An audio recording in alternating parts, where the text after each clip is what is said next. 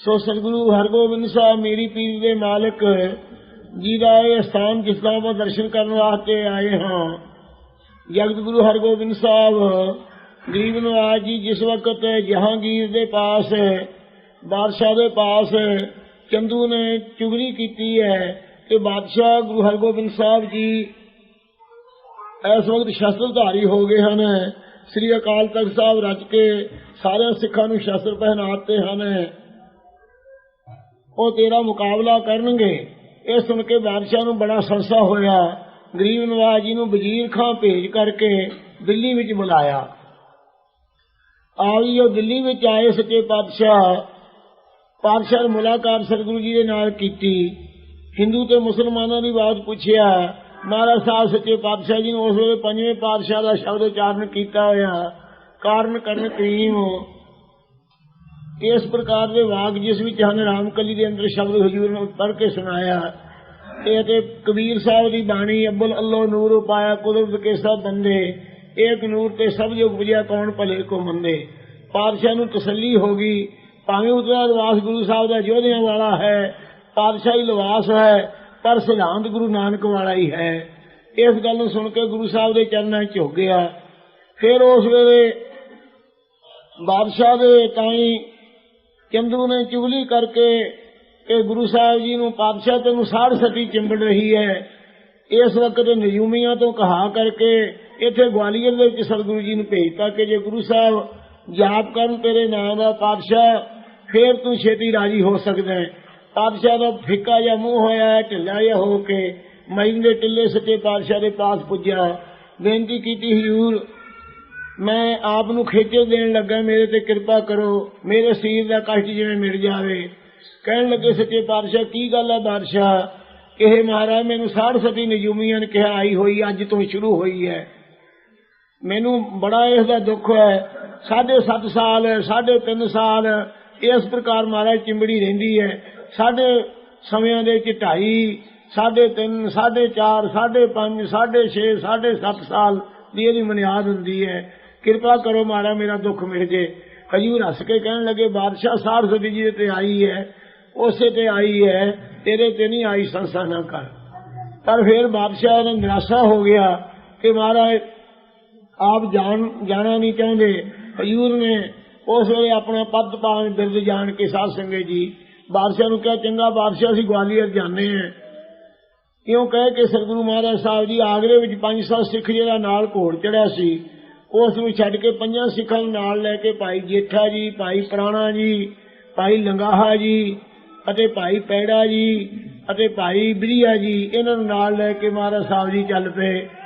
इत्थे जदों ग्वालियर के किले विच पुजे हन उस वेले पातशाह वालों महाराज दरोगा जो हरदास सी उस वक्त ਉਹਦੇ ताई कहा पातशाह ने कि गुरु साहब की चंगी तरह सेवा करनी, प्यार दे नाल रखना, महाराज उदास न किवें हो जान, मेरे वास्ते गुरु महाराज साहब चिलीसा करनगे। इउं कह के पातशाह ने जदों भेजिया ते 500 रुपया हर रोज का कहा कि महाराज लंगर वास्ते आया करे। इस प्रकार साध संगत जी गुरु महाराज साहब इत्थे आए। चंदू ने उस वेले गुरु महाराज साहब वास्ते दरोगे नूं कह के एक जहरीली पोशाक भेजी कि महाराज नूं पहना दिओ। दरोगे ने महाराज के पास जाके बेनती की महाराज यदा दीवान चंदू का ही सारा कसूर है। महाराज साहब सच्चे पातशाह कहने कोई नहीं भाई आपके कर्म का फल भोगेगा, असीं तो एक चित रहने वाले हैं। ये जो बचन गुरु साहब ने किए हरदास ने वो जी पोशाक सी अग विच साड़ दी। गुरु महाराज साहब नूं पहनाउण तो बहुत भय किया इसने। गुरु महाराज साहब इत्थे रहे, होर बड़े यतन किए चंदू ने, कोई यतन पूरा न चलिया। भाई हरदास जी महाराज साहब के अनुसार होकर पातशाह की आज्ञा करके रहे। इस प्रकार साध संगत जी गुरु साहब जी 40 दिन रहे। 40 दिन रहने तो बाद जो 42 दिन हो गए उस वेले बादशाह ने आपकी सुख की नींद दे विच विराजते हुए ने इन्हां वजीरां ते उमरावां नूं पुछया। उमरावां तो चंदू ने कहाता कि बादशाह गुरु साहब उत्थे बैठे तेरे वालों 500 रुपया जाता है, आराम नाल बैठे भजन करते हैं अते तैनूं की तकलीफ है, उत्थे ही बैठे रहन दिओ। इस ख्याल दे नाल गुरु साहब नूं टिकाउणा कीता। इस संसे नूं लैके कई तरह खवाए मारे नूं 12 साल इत्थे रहने लिख दिता है। पर सतगुरु महाराज साहब जी जो बताई ने फिर रहिंदियां नूं होए, उस वेले बादशाह नूं चेता कराउण वास्ते भाई जेठा जी ते भाई प्राणा जी दोवें शेर का रूप धार के दिल्ली विच गए। दिल्ली विच जिस वेले गए, इन्होंने शेर का रूप धार करके पातशाह नूं डराया। तो उस वक्त पातशाह बहुत भयभीत होया, कहने लगा जी साड़ सती आई है। गुरु महाराज साहब नूं चेते कीता। सतगुरु जी ने अपने हत्थों में रुमाल पकड़ के उन्होंने दोहां शेरां की सहायता की। दूसरे नजूमिया नूं बुला के पूछया, नजूमिया ने कहा पातशाह सुपना जिहड़ा हुंदा है ये सुपन अवस्था हुंदी है। कहना मैनूं दिसदे रहे है, ये सुपना कहंदे रहे। इस प्रकार साध संगत जी दूए दिन फिर शेरां नूं दिखाई दिती। पातशाह बहुत भयभीत होया। फिर भाई जेठा जी बैल बन के कहने लगे पातशाह तेरे दिल दे विच धोखा है, संसार दसदा मैं ते दिल दी गल दसदा, किसी राय ना लई मैनूं पुछ। कल्ले नूं बादशाह नूं बुला के दस्सिया। कहने लगे गुरु हरगोबिंद साहब नूं तैं 40 दिन दा करार करके भेजिया सी, उन्हां नूं अज उत्ते 42 दिन तो उत्ते हो गए है।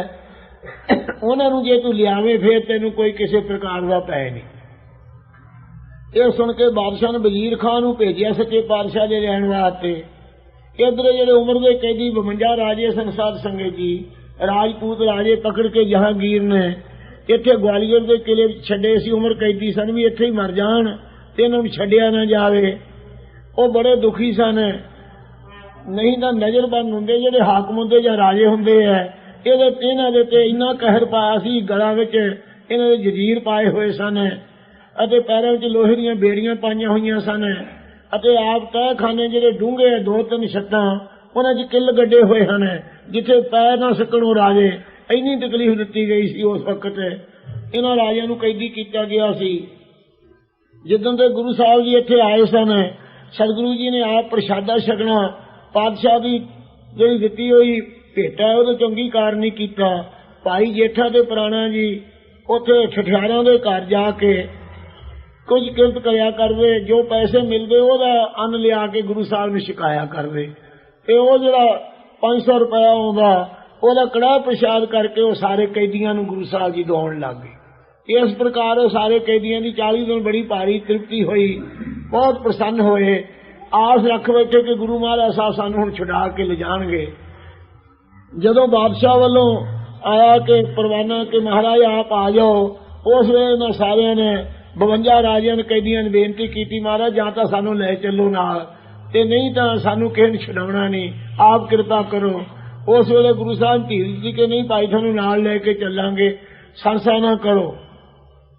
वजीर खां नूं कहा कि हे वजीर खां गल है असीं चलण नूं तां तैयार हैं, पर आ जिहड़े राजे बेनती करदे है साडी शरण पै गए है, साडा बिरद है जो शरण आवे ते कंठ लावे, ये बिरद स्वामी संदा, असीं हुण इन्हां नूं छड्ड के नहीं जा सकदे, असीं इत्थे ही चंगे हैं। बादशाह नूं कह दिओ। ये वजीर खां बड़ा काहली नाल पुजिया दिल्ली, जाके बेनती की कि पातशाह गुरु साहब तां आउंदे नहीं, ये चंदू ने कारनामे कीते है सारे कि उस जे महाराज नूं उस किले च भेजता जिथे उमर कैदी राजे सी, वो सारे शरण पै गए महाराज दी। सतगुरु जी ने परन कहा भी तुहानूं लैके निकलांगे। सो वो सतगुरु सच्चे पातशाह जां तां परन पूरा करनगे जां उत्थों नहीं आउंदे। सुन के बादशाह ने चितराई नाल कहा कि जिहड़े पल्ला पकड़ के गुरु साहब दे आ जाण वो लिया, ये कहो महाराज नूं। गुरु साहब जी ने दे पास वजीर खां पुजिया कि महाराज बादशाह यूं कहंदा है भी जो साडा पल्ला पकड़ के निकले उन्हें रिहा कर लो। गुरु साहब सच्चे पातशाह जी ने उस वेले साध संगत जी जगत गुरु जी ने पातशाह की चितराई जान के 50 कलियां वाला चोगा गुरु साहब जी जो इस वक्त कुड़ानी विच महाराज की यादगार हो पिया है, वो सच्चे पातशाह जी ने पहरिया। पैर करके आप तैयार हो गए। जदों जोड़ा पा के सच्चे पातशाह उस वेले राजे ने बेनती की, महाराज कहते आओ भाई तुसीं पल्ला पकड़ो साडे। पल्ला 50 राजियां ने साध संगत जी 50 महाराज कलियां वाला चोला सी, बड़ा खुला सतगुरु का। उस चोले नूं महाराज दा शरीर बड़ा भारी कद सी, उस चोले नूं फड़ के खह के खड़ गए 50 आदमी ते 2 रह गए। कहंदे महाराज सानू हुण क्यों छड्ड चले हो। उस वेले सिपाहियां ने घूरिया कि गुरु साहब का पल्ला कोई वेला नहीं, तुसीं कित्थे पकड़ोगे। उस वेले गुरु साहब ने हाक मार के आओ थोड़े वास्ते भी है। जिहड़ियां गड़ावे दीयां तणियां सी वो दोवें तणियां गुरु साहब जी ने ਉਹਨਾਂ ਨੂੰ ਪਕੜਾ ਕੇ ਸਾਧ ਸੰਗਤ ਜੀ ਗਰੀਬ ਨਵਾਜ ਜੀ ਨੇ ਜੇਲ੍ਹ ਖਾਨਾ ਸਾਰਾ ਖਾਲੀ ਕਰ ਦਿੱਤਾ। ਗਰੀਬ ਨਵਾਜ ਜੀ ਨੇ ਇਸ ਪ੍ਰਕਾਰ ਗਵਾਲੀਅਰ ਚੋਂ ਉਹਨਾਂ ਲੋਕਾਂ ਦੇ ਤਾਈਂ, ਉਹ ਰਾਜਿਆਂ ਤਾਈਂ ਜਿਹੜੇ ਉਮਰ ਕੈਦੀ ਸੀ, ਜਿਨ੍ਹਾਂ ਦੇ ਜੂਆਂ ਪਈਆਂ ਹੋਈਆਂ ਸੀ, ਜਿਨ੍ਹਾਂ ਦੇ ਬਸਤਰ ਫੜ ਚੁੱਕੇ ਸੀ, ਜਿਨ੍ਹਾਂ ਦਾ ਕਦੇ ਇਸ਼ਨਾਨ ਨਹੀਂ ਸੀ ਹੋਇਆ, ਜਿਹੜੇ ਆਪਣੇ ਪਰਿਵਾਰਾਂ ਤੋਂ ਵਿਛੜ ਚੁੱਕੇ ਸੀ, ਜਿਹੜੇ ਰਾਜ ਤੋਂ ਵਿਛੜ ਚੁੱਕੇ ਸਨ, ਜਿਨ੍ਹਾਂ ਦੀਆਂ ਰਿਆਸਤਾਂ ਸਾਰੀਆਂ ਬਾਦਸ਼ਾਹ ਨੇ ਕਬਜ਼ੇ ਕਰ ਲਈਆਂ ਸਨ, ਉਹਨਾਂ ਸਾਰਿਆਂ ਨੂੰ ਸੱਚੇ ਪਾਤਸ਼ਾਹ ਜੀ ਨੇ ਸਾਧ ਸੰਗਤ ਜੀ ਉਹਨਾਂ ਉਮਰ ਕੈਦੀਆਂ ਨੂੰ ਪੱਲਾ ਪਕੜਾ ਕੇ ਸਤਿਗੁਰੂ ਹਰਗੋਬਿੰਦ ਸਾਹਿਬ ਤੋਂ ਬਿਨਾਂ ਇਹੋ ਜਿਹਾ ਪਰਉਪਕਾਰ ਕੌਣ ਕਰ ਸਕਦਾ ਸੀ। ਉਹਨਾਂ ਰਾਜਿਆਂ ਦੇ ਸਮੇਤ ਗੁਰੂ ਮਹਾਰਾਜ ਸਾਹਿਬ ਕਿਲੇ ਦੇ ਬੂਹੇ ਤੋਂ ਬਾਹਰ ਆਏ ਤੇ ਸਾਰਿਆਂ ਦੀਆਂ ਬੇੜੀਆਂ ਕਟਵਾਈਆਂ ਸੱਚੇ ਪਾਤਸ਼ਾਹ ਜੀ ਨੇ।